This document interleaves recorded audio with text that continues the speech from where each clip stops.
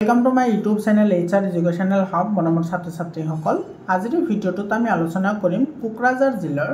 General साइंसर question पेपारखन याते जी 45 टा MCQ আছে हेखिनि आमी 100% कन्सेप्शনৰ এটা आलोचना करिम तार पिছত आमी आलोचना करिम याते केनेকুৱা ধৰণৰ লং क्वेश्चन আহিছে मनमर छात्र छात्री सकल তোমালোকক সহায় কৰাৰ কাৰণে WhatsApp গ্ৰুপ বনোৱা হৈছে তোমালোকে WhatsApp গ্ৰুপত জয়েন হোৱা WhatsApp গ্ৰুপৰ যেটো লিংক আছে হেতু মই কমেন্ট সেকশনত দি দিছো তোমালোকে কমেন্ট সেকশনত গলে WhatsApp গ্ৰুপৰ লিংক পাবা তাতে গৈ WhatsApp গ্ৰুপত জয়েন হোৱা তোমালোকে সকলো ধৰণৰ সহায় তোমালোকে পাবা মৰমৰ ছাত্ৰ ছাত্ৰী সকল তোমালোকে ক্লাস 10 লৈকে কোনো ধৰণৰ চিন্তা কৰিব নালাগে মই তোমালোকক 100% ফ্ৰী অফ কষ্ট তোমালোকে মোৰ চেনেলতে পঢ়িব পাৰিবা তোমালোকে WhatsApp গ্ৰুপত জয়েন হোৱা আৰু চেনেলটো সাবস্ক্ৰাইব কৰিবলৈ নাপাহৰিবা মৰমৰ ছাত্ৰ ছাত্ৰী সকল তোমালোকৰ হাফ ইয়াৰলি এক্সামিনেশনৰ বহুত জিলাৰ কোৱেশ্চন পেপাৰ মই সলিউশন কৰি দিছো সায়েন্সৰ মেথছৰ ইংলিছৰ सोशल साइंसर एसामिसर गोटेखिनि क्वेश्चन पेपर मैं सल्यूशन करि दि आसु तुमालोके जदि भिडिओ चोৱা নাই তেতিয়াহলে তোমালোকে প্লেলিষ্টত গৈ ভিডিওবোৰ চাই লোৱা কাৰণ এইবোৰ তোমালোকৰ ফাইনাল এক্সামতো এনেকুৱা ধৰণৰ কোৱেশ্চন আহিব এতে চোৱা আমাৰ প্ৰথম প্ৰশ্নটো আমাৰ কি কৈছে চোৱা যেতিয়া পটাছিয়াম পাৰমেংগানেট বিকাৰেটৰ পানীৰ তলত ৰখা হয় তেতিয়া লৰচৰ নকৰাকৈ বিকাৰটো গোটেই পানীখিনি নিজে নিজে পিঙুনিয়া হয় ই তলৰ কোনটো পৰিঘটনা ব্যাখ্যা কৰে মৰমৰ ছাত্ৰ ছাত্ৰী সকল ইয়াতে চোৱা তোমাৰ কি কৈছে তুমি বিকাৰ এটা লৈ তুমি যদি থৈ দিয়া তেতিয়া হলে তোমাৰ কি হয় যিখিনি পটাছিয়াম পাৰমেংগানেট এটা তোমাৰ কেমিক্যাল হয় হেতু তোমাৰ কালাৰটো হৈছে বেঙুনিয়া গতিকে গোটেই পানীখিনি কি হয় বেঙুনিয়া হৈ পৰে কিহৰ কাৰণে বেঙুনিয়া হৈ পৰে মৰমৰ ছাত্ৰ ছাত্ৰী সকল তোমালোকে জানা যে সকলো পদাৰ্থৰ কণিকাবোৰে তোমাৰ কি কৰে অনবৰত গতি কৰি থাকে আৰু পানী যেহেতু তোমাৰ জুলীয়া হয় গতিকে জুলীয়া পদাৰ্থৰ কণিকাবোৰৰ গতি তোমাৰ কঠিন পদাৰ্থৰ তুলনাত বেছি হয় গতিকে যেহেতু পানীৰ কণিকাবোৰে তোমাৰ কি কৰি থাকে এনেকে তোমাৰ ফ্ৰীলি মুভ কৰি থাকে ৰেন্ডমলি মুভ কৰি থাকে গতিকে ইয়াতে তোমাৰ যিখিনি ক্ৰিস্টেল থাকিব পটাছিয়াম পাৰমেংগানেটৰ সেইখিনি পানীৰ কণিকাবোৰৰ লগতে তোমাৰ কি কৰিব চাৰিওফালে এনেকে ডিস্ট্ৰিবিউট হৈ পৰিব ফলত তোমাৰ কি হ'ব সেইখিনি গোটেই পানীখিনি বেঙুনিয়া হৈ যাব আৰু এই যেটো তোমাৰ পৰস্পৰ মিহলি হোৱা এটাৰ পদাৰ্থৰ লগত আন এটা পদাৰ্থ পৰস্পৰ মিহলি হোৱা প্ৰক্ৰিয়া হেতুক বেপন বুলি কোৱা হয় গতিকে এই প্ৰশ্নটোৰ আমাৰ সি অপচনটো কি হ'ব কাৰেক্ট অপচন হ'ব মৰমৰ ছাত্ৰ ছাত্ৰী সকল তোমালোকে কিন্তু প্ৰতিটো প্ৰশ্নৰে তোমালোকে মিনিং বুজি পাব লাগিব কিছুমান ইউটিউব চেনেল আছে যিবোৰত কেৱল তোমাৰ অপচনটো টিক কৰি থৈ দিয়ে সেইবোৰ যদি তোমালোকে চাই আছা তেতিয়াহলে তোমালোকৰ কেৱল সময়টো নষ্ট হৈ আছে কাৰণ তুমি যদি কনসেপচন ক্লিয়াৰ নকৰা তেতিয়াহলে তুমি কোনো প্ৰশ্নৰে আনসাৰ দিব নোৱাৰিবা মৰমৰ ছাত্ৰ ছাত্ৰী সকল মই মোৰ প্ৰত্যেকটো ভিডিওতে মই 100% কনসেপচন দিবলৈ তোমালোকক ট্ৰাই কৰো গতিকে তোমালোকে ভিডিওটো প্ৰথমৰ পৰা শেষলৈকে চাবা এতে চোৱা তোমাৰ 2 নম্বৰ প্ৰশ্নটোত কি কৈছে চোৱা গেছৰ চাপ জোখাৰ এটা একক হল এটো হৈছে এটমস্ফিয়াৰ সো এটমস্ফিয়াৰৰ সহায়ত কি কৰা হয় গেছৰ চাপ জোখা হয় আৰু এটা মনত ৰাখিবা গেছৰ চাপ জোখাৰ SI যেটি ইউনিট হেতু হৈছে তোমাৰ কি পাস্কেল বা তোমাৰ এটো কি হয় নিউটন পাৰ মিটাৰ স্কয়াৰ এটো মনত ৰাখিবা এটো পৰীক্ষাত আহে ঠিক আছে SI ইউনিট এটা বহুত কেটা ইউনিট আছে বার আছে বার 12 হয় BAR বার এটো তোমাৰ কি হয় চাপ জোখাৰ একক হয় তথাপি ইয়াতে যেটো গ্যাসৰ চাপ জোখাৰ যিকোনো এটা একক দিছে গতিকে এই অপচন কেটাৰ ভিতৰত আমাৰ বি অপচনটো কি হ'ব কাৰেক্ট অপচন হ'ব 3 নম্বৰ কোৱেশ্চনটো আমাৰ কি কৈছে চোৱা বায়ুৰ সংস্পৰ্শলৈ আহিলে গোটা কাৰ্বন ডাই অক্সাইডৰ অৱস্থাত পৰিৱৰ্তন ঘটে এই পৰিৱৰ্তনৰ বাবে দায়ী কাৰকটো কি এতে চোৱা তোমাৰ যেটো গোটা কাৰ্বন ডাই অক্সাইড আছে মনত ৰাখা বহুত ইম্পৰ্টেন্ট হয় গোটা কাৰ্বন ডাই অক্সাইডক কি বুলি কোৱা হয় শুকান বৰফ বুলিও কোৱা হয় শুকান বৰফ তোমালোকে কিন্তু এটো মনত ৰাখিবা পৰীক্ষাত আহে যে শুকান বৰফ কি হয় গোটা কাৰ্বন ডাই অক্সাইডকে শুকান বৰফ বুলি কোৱা হয় সো শুকান বৰফ অৰ্থাৎ গোটা কাৰ্বন ডাই অক্সাইড যেতিয়া তোমাৰ বাহিৰত আনা হয় বাহিৰত আনিলে তোমাৰ কি হয় টেম্পাৰেচাৰ বৃদ্ধি পায় বাহিৰৰ টেম্পাৰেচাৰ তোমাৰ কি হয় বৃদ্ধি পায় আৰু তোমাৰ কি হয় তাৰে প্ৰেসাৰটো কমি যায় এই কাৰণে হেতু তোমাৰ কি কৰে ইভাপোৰেট হ'বলৈ আৰম্ভ কৰে অৰ্থাৎ বাষ্পীভূত হ'বলৈ আৰম্ভ কৰে তাৰ মানে তোমাৰ 2 নম্বৰ আৰু 3 নম্বৰটো কাৰেক্ট হ'ব আৰু 2 আৰু 3 টো এটো চোৱা তোমাৰ বি অপচনত আছে গতিকে আমাৰ বি অপচনটো কি হ'ব কাৰেক্ট অপচন হ'ব তাৰ পিছত চোৱা কি কৈছে 573 কেলভিনক সেলসিয়াস স্কেলত প্ৰকাশ কৰা মৰমৰ ছাত্ৰ ছাত্ৰীসকল তোমালোকে জানা যে সেলসিয়াছৰ পৰা যদি কেলভিনত নিব লাগে তেতিয়াহ'লে আমি 273 প্লাছ কৰিব লাগে আৰু যদি কেলভিনৰ পৰা যদি সেলসিয়াছত নিব লাগে তেতিয়াহ'লে 273 মাইনাছ কৰিব লাগে বুজি পাইছানে এটা একেবাৰে সিম্পল হয় ধৰা সেলসিয়াছত দি আছে এটো কেলভিনত নিব লাগে 273 প্লাছ কৰি দিবা आंसर আহি যাব আৰু যদি কেলভিনৰ পৰা সেলসিয়াছত নিব লাগে তেতিয়াহ'লে -273 কৰি দিবা आंसर আহি যাব তো ইয়াতে তোমাৰ সা কি কৈছে কেলভিনৰ পৰা সেলসিয়াছত আনিবলৈ কৈছে এটো দি আছে তোমাৰ 573 ইয়াৰ পৰা মাইনাস কৰিব লাগিব কিমান 273 মাইনাস কৰিলে आंसर আহি যাব তো 003 এটো आंसर আহিব 300 এটো সি অপশনটো কি হ'ব কারেক্ট অপশন হ'ব 5 নম্বৰ কোৱেশ্চনটো সা কি কৈছে এতে তোমাৰ নেমু পানীত বা নেমু সৰবতত তোমাৰ দ্ৰাৱক কোনটো দ্ৰাৱক মানে কি সা তোমালোকে বুজি লোৱা দ্ৰাৱক মানে হৈছে যিটোৱে তোমাৰ বেলেগ বস্তু দ্ৰৱীভূত কৰে হেতু কি বুলি কোৱা হয় দ্ৰাৱক বুলি কোৱা হয় एग्जांपल হিচাপে তুমি গ্লাস ললা গ্লাছত তুমি পানী লৈছা কি লৈছা পানী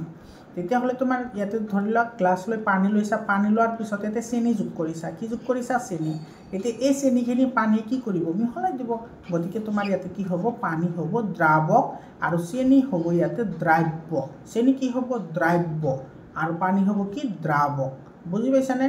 তো আমাৰ যেটো নেমুৰ পানী বনোৱা হয় সেই নেমুৰ পানীটো তোমাৰ নেমু কাৰ লগত মিহলোৱা হয় পানীৰ লগত মিহলোৱা হয় গতিকে তোমাৰ কি হ'ব পানী হ'ব আমাৰ শুদ্ধ উত্তৰ এই নম্বৰ অপশনটো কাৰেক্ট অপশন হ'ব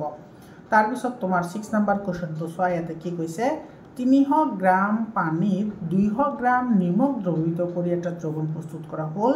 দ্ৰৱণটোৰ ভৰ কিমান হ'ব এতে সুধিছে তোমাৰ দ্ৰৱণৰ ভৰ কিহৰ ভৰ দ্ৰৱণৰ ভৰ মানে গোটেই সলিউশনটোৰ ভৰ সুধিছে গতিকে এত সব পানী আছে 300 গ্ৰাম পানী 300 গ্ৰাম আছে আৰু তাতে মিহলোৱা হৈছে 20 গ্ৰাম কি নিমখ 20 গ্ৰাম নিমখ তেতিয়ালে টোটাল কিমান হ'ল 320 গ্ৰাম হ'ল এতে টোটাল সলিউশনৰ সুধিছে তো সব মাস অফ দা সলিউশন মানে টোটাল দ্ৰৱটোৰ ভৰ কিমান হ'ব তো 300 প্লাস 20 यानी कि 320 গ্ৰাম হ'ব বি অপশনটো আমাৰ কি হ'ব কাৰেক্ট অপশন হ'ব তাৰ পিছত 7 নম্বৰ কোৱেশ্চনটো চোৱা তোমাৰ কি কৈছে পিতল সংকৰ ধাতু হয় ই কাৰ মিশ্ৰণ সব পিতল এবিধ সংকৰ ধাতু মৰমৰ ছাত্ৰ ছাত্ৰীসকল এই সংকৰ ধাতুৰ কনসেপশনটো কিন্তু বহুতেই ইম্পৰ্টেন্ট হয় তোমালোকৰ এটো ক্লাস 10 তো আহে লগতে তোমাৰ এটো মেট্ৰিক পৰীক্ষাতো সংকৰ ধাতুৰ ওপৰত প্ৰশ্ন আহে সংকৰ ধাতু মানে কি সংকৰ ধাতু মানে হৈছে ধাতু আৰু ধাতু সো ধাতু আৰু ধাতু নাইবা ধাতু আৰু অধাতু ধাতু আৰু কি অধাতু লগ হৈ যিবোৰ মৌল গঠন হয় সেইবোৰকে তোমাৰ কি বুলি কোৱা হয় সংকৰ ধাতু বুলি কোৱা হয় বুজি পাইছা ধাতু আৰু ধাতু নাইবা ধাতু আৰু অধাতু লগ হৈ যিবোৰ মৌল গঠন হয় সেইবোৰকে কি বুলি কোৱা হয় সংকৰ ধাতু বুলি কোৱা হয় তো ইয়াতে তোমাৰ পিতল এবিধ অৰ্থাৎ ব্ৰাছ এবিধ কি হয় সংকৰ ধাতু হয় আৰু ব্ৰাছ কা সংকৰ ধাতু জিংক আৰু কপাৰৰ জিংক আৰু কপাৰ জেডেন মানে জিংক সিউ মানে কপাৰ এতে প্ৰশ্ন হল যে তোমাৰ পিতলত জিংক আৰু কপাৰ কিমান পাৰ্সেন্ট থাকে সো জিংক থাকে তোমাৰ 70% আৰু কপাৰ থাকে তোমাৰ 30% মনত ৰাখিবা জিংক 30% আৰু কপাৰ থাকে সৰি জিংক 70% আৰ কপাৰ থাকে 30% মনত ৰাখিবা তো ইয়াতে তোমাৰ পিতল সংকৰ কাৰ সংকৰ হয় পিতল হৈছে জিংক আৰু কপাৰৰ সংকৰ এটো স্যাৰ ডি অপশনত আছে গতিকে ডি অপশনটো আমাৰ কি হ'ব কাৰেক্ট অপশন হ'ব মৰমৰ ছাত্ৰ ছাত্ৰীসকল ইয়াতে তোমালোকক এটা ইনফৰমেশন দিও তোমালোকে যদি আজমল সুপাৰ 40 প্ৰিপাৰেচনৰ কাৰণে কৰিব বিচৰা তেতিয়াহলে তোমালোকে মোৰ চেনেলৰ থ্ৰুদি কৰিব পাৰিবা যোৱা বছৰ বহুত ষ্টুডেন্টে মোৰ চেনেলৰ থ্ৰুদি এডমিশন পাইছে গতিকে তোমালোকে পাবা চিন্তা কৰিব কোনো দৰকাৰ নাই 100% মই তোমালোকক প্ৰিপাৰেচন কৰাম তোমালোকে চেনেলটো সাবস্ক্ৰাইব কৰি WhatsApp গ্ৰুপত জয়েন হোৱা WhatsApp গ্ৰুপৰ লিংক মই কমেন্ট সেকশনত দি দিছো আৰু তোমালোকে যদি সায়েন্সৰ আৰু ম্যাথছৰ যদি ইবুক ল'ব বিচৰা মই চেপ্টাৰ ওয়াইজ তোমালোকৰ কাৰণে ইবুক বনাইছো জোৰ পৰা তোমালোকে 99% কোৱেশ্চন তোমালোকে কমন পাবা তোমালোকে ইবুকৰ কাৰণে এটো 7002824673 এটো নম্বৰত তোমালোকে WhatsApp কৰিবা 7002824673 এটো নম্বৰত WhatsApp কৰিবা WhatsApp কৰিলে তোমালোকে ইবুক খিনি পাই যাবা চেপ্টাৰ ওয়াইজ আছে 100% কভাৰ কৰা আছে আৰু তোমাৰ গোটেইখিনি তোমালোকে তাতে কমন পাবা এতে সো 8 নম্বৰ কোৱেশ্চনলৈ আহিছো আমাৰ 8 নম্বৰ প্ৰশ্নটোত কি কৈছে গোলগী সংগই কোনটো কুসংখ্যাণু গঠন কৰাত সহায় কৰে গোলগী সংগৰ প্ৰাথমিক কাম হৈছে তোমাৰ লাইসোজোম গঠন কৰা এটো আমাৰ কি হ'ব ডি অপশনটো কি হ'ব আমাৰ কাৰেক্ট অপশন হ'ব তাৰ পিছত গোলগী সংগৰ আৰু কাম আছে গোলগী সংগৰ কাম হৈছে তোমাৰ সঞ্চয় কৰা কি কৰা সঞ্চয় কৰা প্ৰটিনসমূহক তোমাৰ গাঠনিক আকাৰ প্ৰদান কৰা লগতে লাইসোজেম গঠন কৰা তো এটা তোমাৰ ডি অপশনটো কি হ'ব কাৰেক্ট অপশন হ'ব 9 নম্বৰ কোৱেশ্চনটো চোৱা কি কৈছে এমিবাই খাদ্য গ্ৰহণ কৰা প্ৰক্ৰিয়াটোক ফেগোসাইটোসিস বুলি কোৱা হয় এ নম্বৰ অপশনটো কাৰেক্ট হয় অন্তঃকোষীয় ভক্ষণ বুলি কোৱা হয় এতে অন্তঃকোষীয় ভক্ষণ কিহৰ কাৰণে কোৱা হয় এমিবাই তোমাৰ কুটপদৰ সহায়ত এনেকৈ তোমাৰ কুটপদৰ সহায়ত কি কৰে নিজৰ দেহৰ ভিতৰত তোমাৰ খাদ্য বস্তুটো ডাইৰেক্ট কোষৰ ভিতৰত সোমাই লৈ আহে আৰু তোমালোকে জানা এমিবা হৈছে একোষী প্ৰাণী অৰ্থাৎ কোষৰ ভিতৰত তোমাৰ কি হয় খাদ্য বস্তুৰ পচন হয় হজম হয় লগতে এক্সক্ৰেশন হয় অৰ্থাৎ বৰ্জনো হয় সেইকাৰণে এমিবাৰ তোমাৰ যেটো পাচন আছে সেই পাচনক তোমাৰ অন্তঃকোষীয় পাচন বা অন্তঃকোষীয় ভক্ষণ বুলি কোৱা হয় যাক ইংৰাজীত ফেগোসাইটোসিস বুলি কোৱা হয় এটো তোমালোকে 7তো পঢ়িছা 7তো আছে অসম জাতীয় বিদ্যালয়ৰ 7ৰ সায়েন্সত এটো ধুনিয়াকৈ দিয়া আছে তাৰ পিছত তোমাৰ 10 নম্বৰ কোৱেশ্চনটো তোমাৰ কি কৈছে চোৱা ইয়াতে মসৃণ অন্তঃপ্ৰৰক্ষীয় জালিকাবোৰে ডেশ বা ডেশ সংশ্লেষণত সহায় কৰে এতে চোৱা তোমাৰ SER আৰু এটা আছে তোমাৰ RER অন্তঃপ্ৰৰক্ষীয় জালিকা হৈছে দুই প্ৰকাৰ এটা হৈছে তোমাৰ মিহি অন্তঃপ্ৰৰক্ষীয় জালিকা আৰু এটা হৈছে খহটা অন্তঃপ্ৰৰক্ষীয় জালিকা তোমাৰ মিহি অন্তঃপ্ৰৰক্ষীয় জালিকাৰ কাম হৈছে ফ্যাট মলিকিউল বা লিপিড প্ৰডিউস কৰা এটো ডি অপশনটো কি হ'ব কাৰেক্ট অপশন হ'ব আৰু যেটো তোমাৰ অন্তঃপ্ৰৰক্ষীয় খহটা অন্তঃপ্ৰৰক্ষীয় জালিকা আছে হেতুৰ কাম হৈছে ৰাইবোজোম গঠন কৰা বহুত ইম্পৰ্টেন্ট হয় তোমাৰ এটো পৰীক্ষাত কিন্তু আহিছে আগৰ কোৱেশ্চনবোৰ তোমালোকে চাবা এই বছৰৰ আগতে যিবোৰ জিলাত এক্সাম হৈ গৈছে সেইবোৰ মই আপলোড কৰিছো তোমালোকে চাই লবা তাৰ পিছত তোমাৰ 11 নম্বৰ কোৱেশ্চনত কি কৈছে চোৱা তলৰ কোনটো একোষী জীৱৰ উদাহৰণ হয় একোষী জীৱ মানে যিবোৰ কোষৰ দেহত মাত্ৰ এটা কোষ থাকে কেইটা কোষ থাকে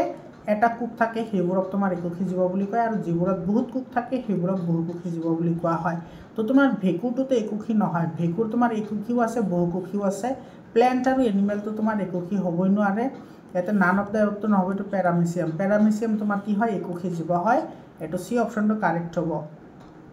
তাৰ পিছত চোৱা 12 নম্বৰ কোৱেশ্চনটো cell wall is made up of অৰ্থাৎ তোমাৰ কি হয় কুকবেৰ কিহৰ দ্বাৰা গঠিত হয় কুকবেৰ গঠিত হয় তোমাৰ সেলুলোজৰ দ্বাৰা এটো তোমাৰ বি অপশনটো কাৰেক্ট অপশন হ'ব আৰু এটা কথা মনত ৰাখিবা কোষাবৰণ কিহৰ দ্বাৰা গঠিত এই প্ৰশ্নটো পৰীক্ষাত আহে কোষাবৰণ গঠিত হয় তোমাৰ কিহৰ দ্বাৰা প্ৰটিনৰ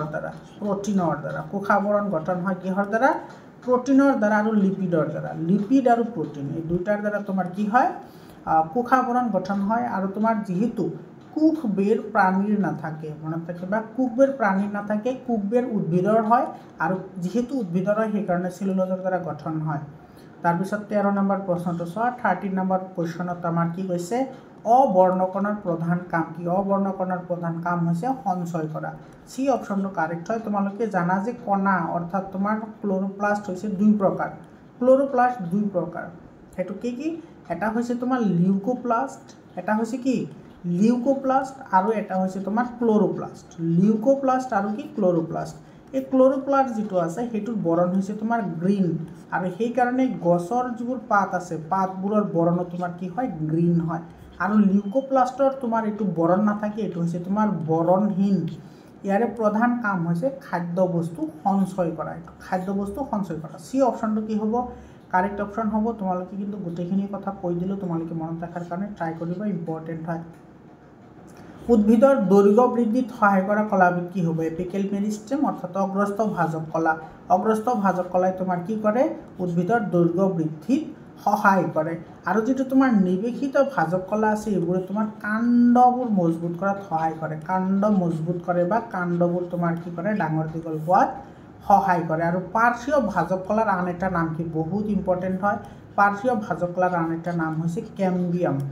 পাৰ্শ্বীয় ভাজক কলাৰ আন এটা নাম কি কেম্বিয়াম ই তোমাৰ পানী তোমাৰ ট্ৰান্সপোৰ্টেশনত সহায় কৰে মনত ৰাখিবা বহুত ইম্পৰ্টেন্ট হয় তাৰ পিছত 15 নম্বৰ কোৱেশ্চনটো কি হৈছে চোৱা সংগী কোষবোৰ জড়িত সংগী কোষ কাৰ লগত জড়িত এটো তোমাৰ এটো চালনী নলিকাৰ লগত জড়িত এই নম্বৰ অপশনটো কাৰেক্ট হয় এটো ফ্লোয়েম কলাৰ এটা পাৰ্ট হয় না ফ্লোয়েম কলাৰ এটা কি হয় পাৰ্ট হয় ফ্লোয়েম কলাৰ তোমাৰ কি থাকে চালনী নলিকা সংগী কোষ ফ্লোয়েম তন্তু আৰু কাষ্ট তন্তু এইকেইটা হৈছে তোমাৰ ফ্লোয়েম কলাৰ ভাগ মনত ৰাখিবা মৰমৰ ছাত্ৰ ছাত্ৰী সকল তোমালোকে জাইলেম কলাৰ উপাদান কেইটা জাইলেম কলাৰ 4টা উপাদান আছে আৰু তোমাৰ ফ্লোয়েম কলাৰৰ কেইটা উপাদান আছে 4টা উপাদান আছে এই উপাদান কেইটা কিন্তু মুখস্থ কৰিবা বহুত ইম্পৰ্টেন্ট হয় তোমালোকৰ ফাইনালতে এক্সামত কোৱেশ্চন আহিব লগতে তোমালোকৰ 10তো এইবোৰ কি হ'ব ব্যৱহাৰ হ'ব তাৰ পিছৰ কোৱেশ্চনটো চোৱা 16 নম্বৰত কি কৈছে এতে তেজৰ অৰ্ধজুলীয়া আধাৰ দ্ৰব্যক কি বুলি কয় তেজৰ অৰ্ধজুলীয়া আধাৰ দ্ৰব্যক প্লাজমা বুলি কয় এটো সি অপচনটো কাৰেক্ট হ'ব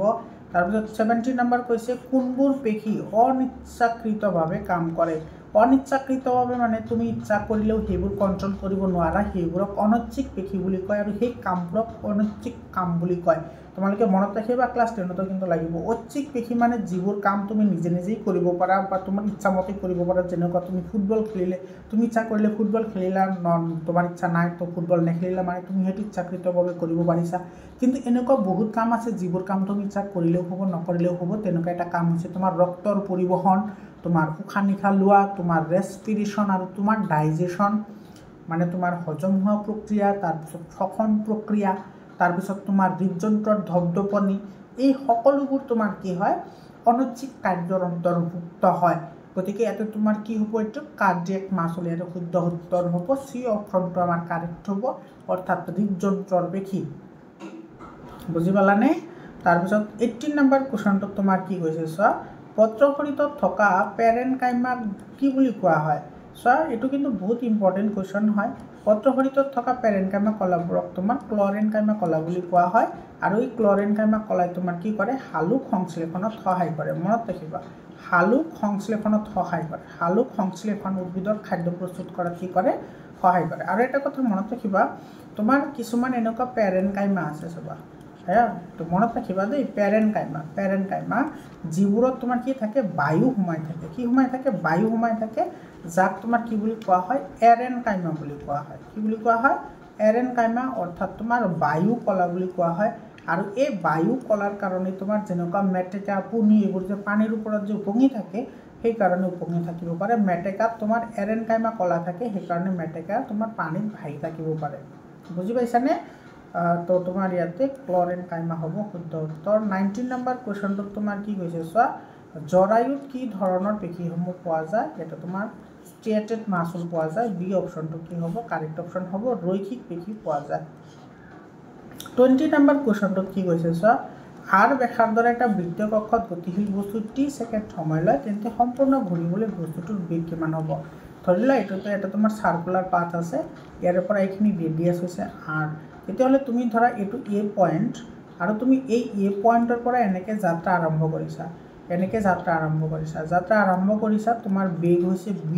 আৰু তুমি সময় লৈছা t এটা তোমাৰ এনেকে যে তুমি যে ঘূৰি আছা এটো এক পাক ঘূৰোতে তুমি কিমানখিনি দূৰ গলা এক পাক ঘূৰোতে মানে কি তোমাৰ এই যেটো বৃত্ত আছে বৃত্তৰ তুমি কি কৰিছা পৰিধিৰে গৈছা না এটো পৰিধি বৃত্তৰ পৰিধিৰ ফালে এক পাক ঘূৰিছা আৰু বৃত্তৰ পৰিধি মানে কি তোমাৰ 2π r আৰু তোমাৰ সময় লাগিছে কিমান t গতিকে এটো হ'ব তোমাৰ v 2π r/t কাৰণ v মানে কি আছিল দূৰত্ব বাই সময় v মানে হৈছে কি দূৰত্ব বাই সময় গতিকে ইয়াতে তুমি কিমান দূৰত্ব অতিক্ৰম কৰিছা এই তোমাৰ বৃত্তটোৰ পৰিধিৰ সমান বৃত্তৰ পৰিধি হৈছে 2π r আৰু সময় হৈছে t গতিকে তোমাৰ বেগ হ'ব 2π r/t 2π r/ কি হ'ব t হ'ব এটো চোৱা এটো তোমাৰ বি অপচনত আছে গতিকে আমাৰ বি অপচনটো কাৰেক্ট অপচন হ'ব 21 নম্বৰ কোৱেশ্চনত কি কৈছে চোৱা পাথৰ এটা বৃত্তীয় পথৰে ঘূৰিলে ইয়াৰ দিক কি হ'ব প্ৰতিটো বিন্দুতে চেঞ্জ হ'ব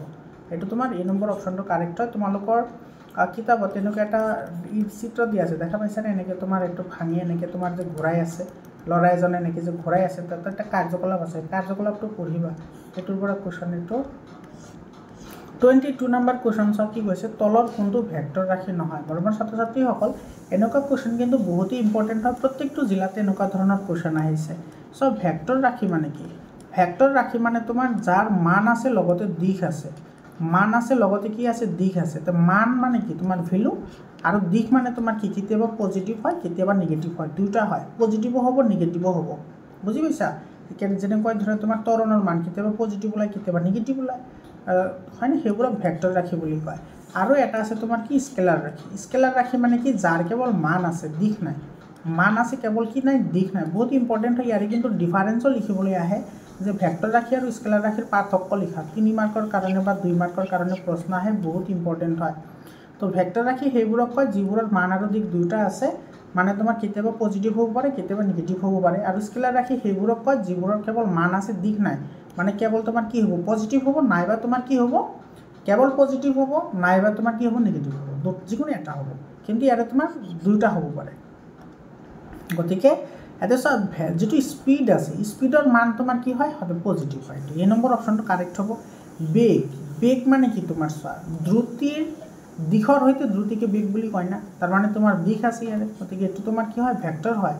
এক্সিলাৰেশন ত্বৰণৰ মান ভেক্টৰ হয় এইমাত্ৰ কলো ত্বৰণৰ মান কেতিয়াবা পজিটিভ হয় কেতিয়াবা নেগেটিভ হয় বেগৰ মান কেতিয়াবা পজিটিভ হয় কেতিয়াবা নেগেটিভ হয় ওজনৰ মানটো কেতিয়াবা পজিটিভ হয় কেতিয়াবা নেগেটিভ হয় ওজনটো কেতিয়াবা তোমাৰ ভেক্টৰ হ'ব নোৱাৰে কিন্তু স্পীড তোমাৰ সদায় পজিটিভ হয় গতিকে তোমাৰ এটো কি হ'ব এই নম্বৰ অপশনটো কাৰেক্ট অপশন হ'ব তাৰ পিছত কোৱেশ্চনটো চোৱা 23 নম্বৰ কোৱেশ্চনত কি কৈছে ইয়াতে তোমাৰ কৈছে যে টি সময়ত ইউ প্ৰাৰম্ভিক বেগৰ পৰা ভি অন্তিম বেগলৈ গতি কৰিছে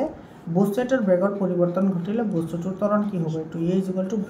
- u ডিভাইডেড বাই t এই নম্বৰ অপশনটো কাৰেক্ট অপশন হ'ব তাৰ পিছত তোমাৰ কি কৈছে সব প্ৰতি একক সময়ৰ হৰণক কি বুলি কয় বেগ বুলি কয় তো তোমাৰ ডি অপশনটো কাৰেক্ট হ'ব প্ৰতি একক সময়ৰ হৰণক বেগ বুলি কোৱা হয় এটো তোমাৰ ডি অপশনটো কাৰেক্ট হ'ব সৰু সৰু এটো কথা হয় এটো চোৱা হৰণৰ মান আৰু দূৰত্বৰ অনুপাত সদায় তোমাৰ কি হ'ব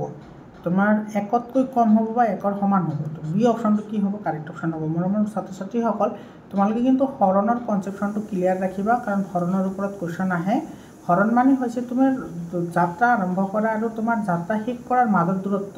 ধৰিলে তুমি এৰ পৰা আৰম্ভ কৰি বিলৈ আহিছা ইয়াতে তোমাৰ ডিসটেন্স আছে 20 কিলোমিটাৰ তেতিয়া হলে তোমাৰ হৰণৰ মান কিমান হ'ব 20 কিলোমিটাৰ হ'ব কিন্তু তুমি যদি এৰ পৰা আৰম্ভ কৰি বিত আহিছা বিৰ পৰা আকৌ তুমি এত আহিছা তেতিয়া হলে তোমাৰ হৰণ হ'ব 0 কাৰণ তুমি জোৰ পৰা গৈছিলা তাতে আহিছা বুজি পাইছা আৰু এই হৰণৰ মান কি হৰণৰ মান হৈছে দূৰত্ব হয়না প্ৰাৰম্ভিক বিন্দু আৰু অন্তিম বিন্দুৰ মাজৰ দূৰত্ব গতিকে এটো তো তুমি ধৰিলা তুমি 10 কিলোমিটাৰ গলা তুমি কৈছা যে মই 11 কিলোমিটাৰ গৈছো হ'ব নেকি নহয় না গৈছা তুমি 10 কিলোমিটাৰ তাৰ মানে তুমি হৰণৰ মান তোমাৰ অতিক্ৰম কৰা দূৰত্বতকৈ বেছি হ'ব নোৱাৰে কিন্তু বেছি হ'ব নোৱাৰে কিন্তু কম হ'ব পাৰে বুজি পাইছা বা ইকুৱেল হ'ব পাৰে বা কম হ'ব পাৰে কিন্তু বেছি হ'ব নোৱাৰে সেইকাৰণে তোমাৰ বি অপশনটো কাৰেক্ট অপশন হ'ব 26 নম্বৰ কোৱেশ্চনটো চোৱা ইয়াতে তোমাৰ কি কৈছে এটা তুমি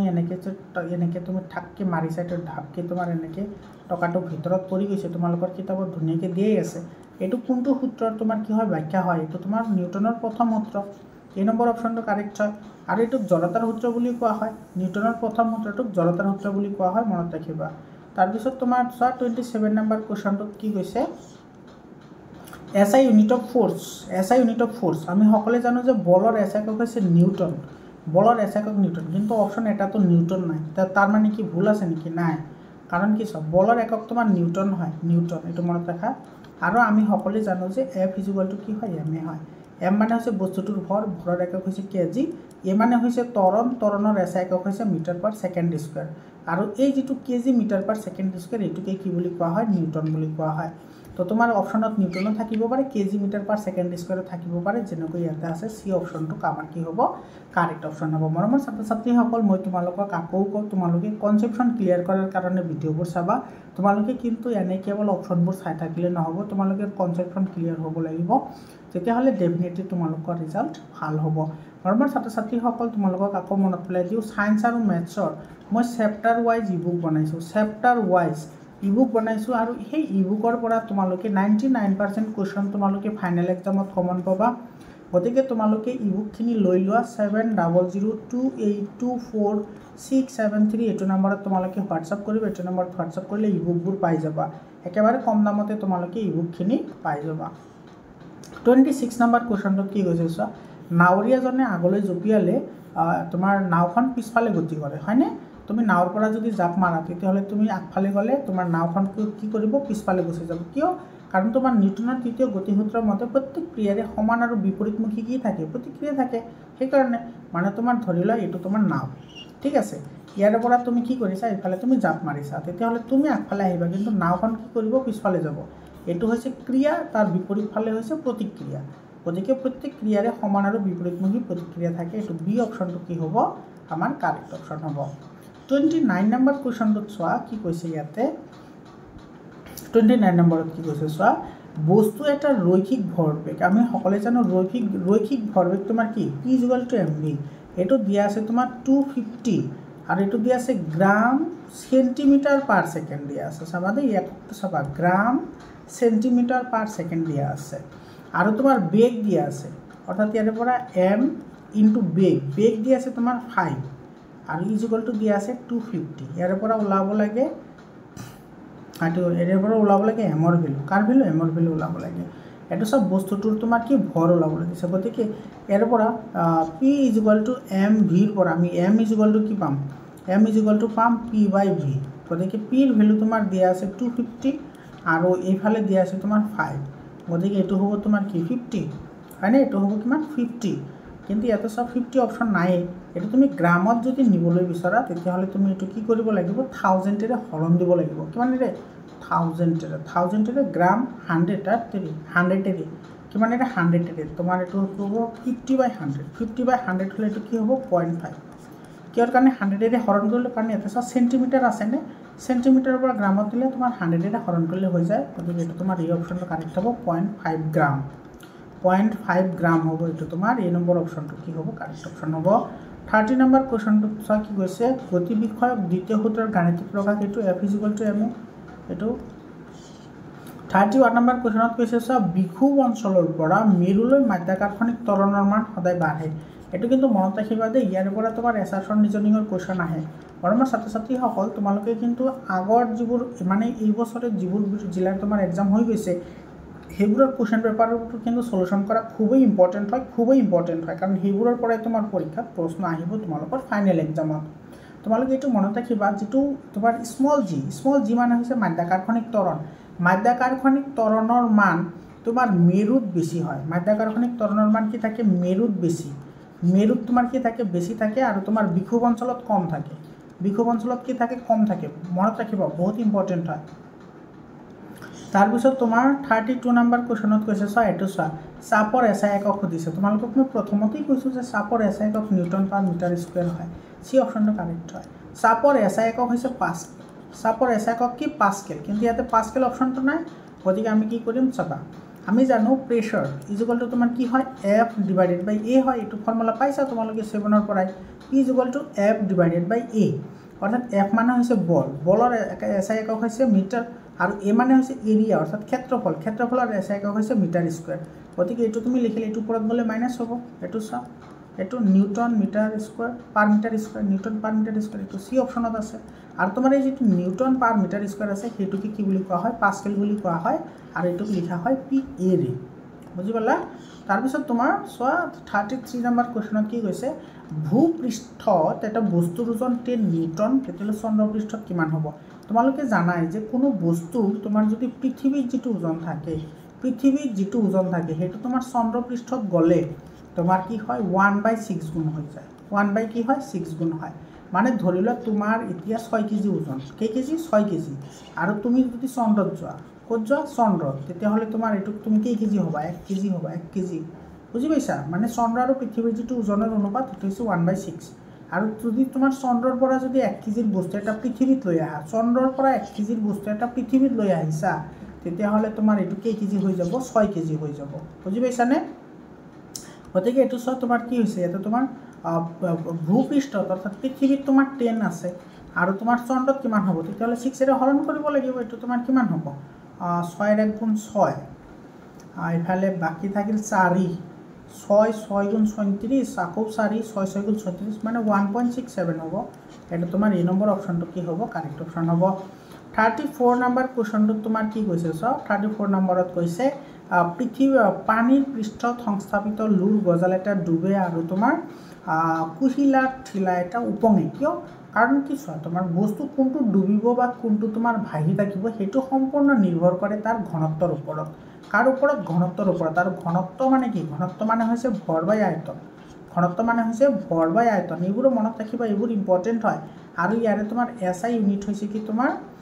কেজি পাৰ মিটাৰ কিউব ঘনত্বৰ এসআই একক হৈছে কেজি পাৰ মিটাৰ কিউব এটো কিন্তু পৰীক্ষাত আহে ঘনত্ব মানে হৈছে ভৰ বাই আয়তন অৰ্থাৎ যি বস্তুৰ ভৰ বেছি হ'ব সেই বস্তুটো ডুবিব যি বস্তুটোৰ ভৰ কম হ'ব সেই বস্তুটো উপঙি থাকিব অৰ্থাৎ তোমাৰ ঘনত্ব যদি বেছি হয় তেতিয়া হলে ডুবিব আৰু ঘনত্ব কম হলে তোমাৰ কি কৰি থাকিব উপঙি থাকিব এক্সাম্পল হিচাপে ধৰিলা তুমি এনেকে বালটি এটা লৈছা তাতে তুমি কি কৰিছা এটা কয়লাৰ টুকুৰা দিছা কাৰ টুকুৰা কয়লা তো কয়লা ভাই থাকিব আৰু তুমি কি কৰিছা সমান আকাৰৰ এটা শিলগুটি দিছা কি দিছা শিলগুটি দিয়াৰ লগে লগে কি কৰিব ডুবি যাব কাৰণ শিলগুটিৰ ঘনত্ব বেছি তুমি কেনেকৈ গম পালা কাৰণ ইয়াৰ ভৰ বেছি শিলগুটিৰ ভৰ বেছি আৰু কয়লাৰ ভৰ কম সেইকাৰণে তোমাৰ শিলগুটি ডুবিব আৰু কয়লাটো নুডুবে কাৰণ কয়লাৰ ঘনত্ব কম আৰু শিলগুটিৰ ঘনত্ব বেছি তাৰমানে কমপ্লিটলি তোমাৰ ঘনত্বৰ ওপৰতে নিৰ্ভৰ কৰে হয়নে গতিকে এইটো তোমাৰ কি হ'ব ইহঁতৰ ঘনত্বৰ পাৰ্থক্যৰ কাৰণে এইটো বি অপশ্যনটো কি হ'ব আমাৰ কাৰেক্ট অপশ্যন হ'ব 35 নম্বৰ কুৱেশ্যনটোত কি কৈছে চোৱা যেতিয়া এটা আপেল গছৰ পৰা সৰে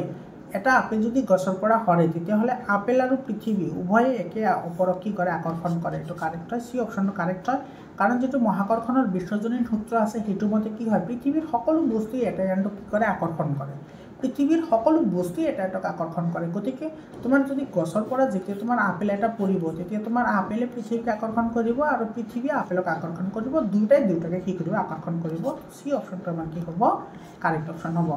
36 নম্বৰ কুৱেশ্যনটো চোৱা কোনে স্মল পক্স অৰ্থাৎ সৰু আইৰ চিটা আৱিষ্কাৰ কৰিছিল এইটো এডৱাৰ্ড জেনাৰে আৱিষ্কাৰ কৰিছিল এইটো তোমালোকে জানাই ক্লাছ 8টো পঢ়ি আহিছা তাৰপিছত তোমাৰ চোৱা ইয়াত তোমাৰ BCG আমি কিহৰ কাৰণে ইউজ কৰোঁ BCG ইউজ কৰোঁ টিভিৰ কাৰণে BCG ইউজ কৰা হয় এটা তোমাৰ সি অপশ্যনটো কি হ'ব কাৰেক্ট অপশ্যন হ'ব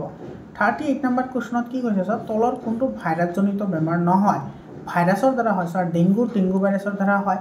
এইডছ বেমাৰ হয় তোমাৰ HIVৰ দ্বাৰা এইডছ মানে হৈছে একুৱাৰ্ড ইমিউনোডেফিচিয়েঞ্চি চিনড্ৰম আৰু HIV মানে হৈছে হিউম্যান ইমিউনো ভাইৰাছ আৰু এইডছৰ সম্পূৰ্ণ নাম একুৱাৰ্ড ইমিউনোডেফিচিয়েঞ্চি চিনড্ৰম আৰু এই এইডছ বেমাৰটো তোমাৰ HIVৰ দ্বাৰা হয় আৰু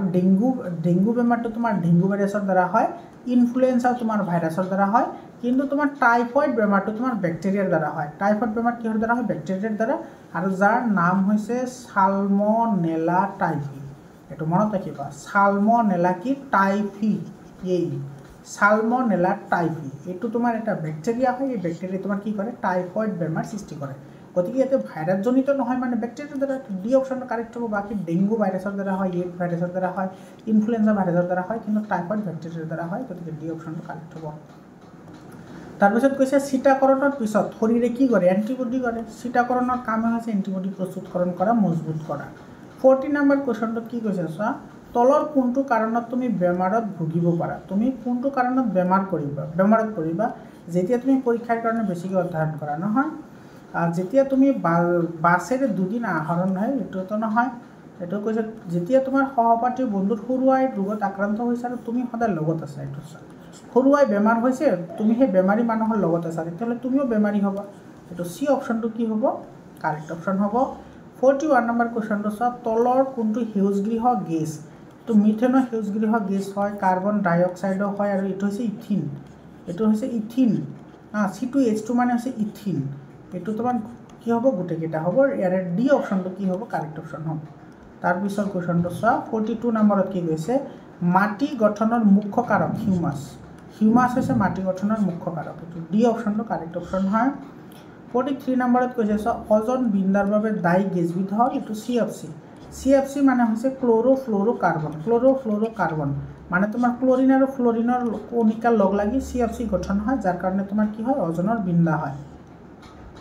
44 নম্বৰ চোৱা কোনটো পদক্ষেপ কাৰ্বন চক্ৰৰ লগত জড়িত নহয় এটো বাষ্প মোচনটো কাৰ্বন চক্ৰৰ লগত জড়িত নহয় বাকি তোমাৰ হালক সংশ্লেষণ শ্বসন আৰু জীৱাশ্ম ইন্ধন গুটেকেটাত তোমাৰ কাৰ্বন চক্ৰ জড়িত হয় কিন্তু বাষ্প মোচনটো কাৰ্বন তোমাৰ জড়িত নহয় বাষ্প মোচনটো তোমাৰ যেটো পানীৰ চক্ৰ আছে পানীৰ চক্ৰ বা জলচক্ৰ বুলি কয় পানীৰ চক্ৰ বা জলচক্ৰৰ লগত জড়িত গতিকে তোমাৰ বি অপশ্যনটো কি হ'ব কাৰেক্ট অপশ্যন হ'ব 45 নম্বৰ কুৱেশ্যনটো চোৱা কি কৈছে কি প্ৰক্ৰিয়াৰ দ্বাৰা মাটিৰ ক্ষয়ভৱন ৰোধ কৰিব পাৰি এটো বনানীকৰণটো হয় সাৰ প্ৰয়োগ কৰিলেতো নহয় বনাঞ্চল ধ্বংস কৰিলেও নহয় আৰু বেছি প্ৰাণী চৰালেও নহয় গতিকে তোমাৰ কি হ'ব এই নম্বৰ অপশ্যনটো কাৰেক্ট অপশ্যন হ'ব বৰমৰ ছাত্ৰ-ছাত্ৰীসকল এইখিনি আছিল 45 টা MCQ যিখিনি আমি 100% কনসেপচনৰ সৈতে আলোচনা কৰিলো তোমালোকৰ যদি সায়েন্সৰ আৰু ম্যাথছৰ যদি ইবুক লাগে ইবুক চেপ্টাৰ ওয়াইজ ইবুক বনোৱা আছে তেতিয়াহ'লে তোমালোকে 7002824673 এইটো নম্বৰত হোৱাটসএপ কৰিবা 7002824673 এইটো নম্বৰত তোমালোকে হোৱাটসএপ কৰিবা তোমালোকে ইয়াৰে পৰা তোমালোকে 99% কোৱেশ্চন তোমালোকে কমন পাবা বৰ্তমান ছাত্ৰ-ছাত্ৰীসকল তাৰ পিছত চোৱা তোমাৰ ইয়াতে যিখিনি তোমাৰ লং কুৱেশ্যন আছে সেই লং কুৱেশ্যনবোৰো তোমালোকে ভালদৰে প্ৰেক্টিছ কৰিবা, কাৰণ এইবোৰৰ পৰাই তোমালোকৰ ফাইনেল এক্সামত কুৱেশ্যন আহিব। মৰমৰ ছাত্ৰ ছাত্ৰীসকল, তোমালোকে যদি আজমল ছুপাৰ 40ৰ কাৰণে যদি প্ৰিপাৰেশ্যন কৰিব বিচৰা মোৰ চেনেলত যদি প্ৰিপাৰেশ্যন কৰিব পাৰিবা। তোমালোকে চেনেলটো ছাবস্ক্ৰাইব কৰি হোৱাটছআপ গ্ৰুপত জইন হোৱা। হোৱাটছআপ গ্ৰুপৰ লিংকটো মই কমেণ্ট ছেকশ্যনত দি দিছোঁ। ইয়াতে তোমালোকে এইখিনি স্ক্ৰীনশ্বট মাৰি ৰাখা। স্ক্ৰীনশ্বট মাৰি তোমালোকে এইবোৰ প্ৰেক্টিছ কৰিবা। এইবোৰৰ পৰাই কিন্তু তোমালোকৰ ফাইনেল এক্সামত কুৱেশ্যন আহিব। মৰমৰ ছাত্ৰ ছাত্ৰীসকল, তোমালোকে ক্লাছ 10লৈকে কোনো ধৰণৰ চিন্তা কৰিব নালাগে। 100% তোমালোকে ফ্ৰী অফ কষ্ট তোমালোকে মোৰ চেনেলতে পঢ়িব পাৰিবা। তোমালোকে হোৱাটছআপ গ্ৰুপত জইন হোৱা আৰু তোমাৰ বন্ধুবৰ্গসকলক তোমালোকে মোৰ চেনেলটো শ্বেয়াৰ কৰিবা। লগতে হোৱাটছআপ গ্ৰুপটো শ্বেয়াৰ কৰি দিবা, যাতে সিহঁতেও তোমাৰ ভাল মনোবৰ এটা পাব পাৰে। তাৰপিছত এইখিনি কুৱেশ্যন তোমালোকৰ এক্সাম্পলৰ পৰা দিছে। এইবোৰ কুৱেশ্যনছ এক্সাৰচাইজৰ পৰাও আছে। এইবোৰ তোমালোকে ভালদৰে প্ৰেক্টিছ কৰিবা। এইবোৰ কিন্তু খুবেই ইম্পৰ্টেণ্ট হয়। মৰমৰ ছাত্ৰ ছাত্ৰীসকল, আজিৰ কাৰণে এইখিনিয়ে। আকৌ লগ পাম বেলেগ এটা ভিডিঅ'লৈ। ধন্যবাদ।